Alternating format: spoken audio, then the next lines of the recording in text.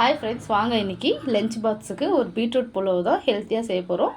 ஒரு beetroot 3 beetroot திருவி வச்சுருக்கேன், கொஞ்சம் புதினா கிள்ளி வச்சுருக்கேன், ஒரு தக்காளி நீல வாக்கில், வெங்காயமும் நீல வாக்கில் கட் பண்ணி வச்சுருக்கேன், 3 பச்சை மிளகாய், இஞ்சி பூண்டு பேஸ்ட்டு, கொஞ்சம் தனி மிளகாத்தூள், மஞ்சத்தூள், கொஞ்சம் தயிர், அரிசி, 5 ரூபா மசாலா பேக்கெட் மொத்தத்தையும் தாளிச்சிக்கலாம். இப்போ குக்கர் அடுப்பில் வச்சுட்டு எண்ணெய் காஞ்சிருச்சு, சேர்த்துக்கலாம். இப்போ பொரிஞ்சிருச்சு, பச்சை மிளகாய் ஆட் பண்ணிக்கலாம். பச்சை மிளகாய் ஆட் பண்ணி ஒரு கிளறிட்டு வெங்காயமும் ஆட் பண்ணிக்கலாம். வெங்காயம் வதங்கிடுச்சு, இஞ்சி பூண்டு பேஸ்ட் சேர்த்துக்கோங்க. இஞ்சி பூண்டு பேஸ்ட் சேர்த்துட்டு கொஞ்சோண்டு உப்பு சேர்த்து வதக்கிக்கோங்க, சீக்கிரமாக வதங்கும் வெங்காயம். நல்லா வதங்கிடுச்சு வெங்காயமும் இஞ்சி பூண்டு பேஸ்ட்டும். இந்த நேரத்தில் தக்காளி ஆட் பண்ணிக்கோங்க.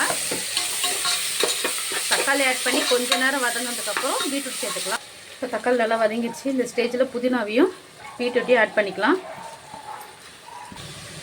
இப்போ பீட்ரூட் வதங்கிடுச்சு. இப்போ மஞ்சத்தூள் ஒரு 1/4 ஸ்பூன் மஞ்சத்தூள் சேர்த்துக்கோங்க. காரத்துக்கு ஏற்ற மாதிரி தனி மிளகாத்தூள் நான் 1/2 ஸ்பூன் சேர்த்துருக்கேன், உங்கள் காரத்துக்கு ஏற்ற மாதிரி சேர்த்துக்கோங்க. இப்போ கொஞ்சோண்டு தயிர் சேர்த்துக்கலாம். அதிலே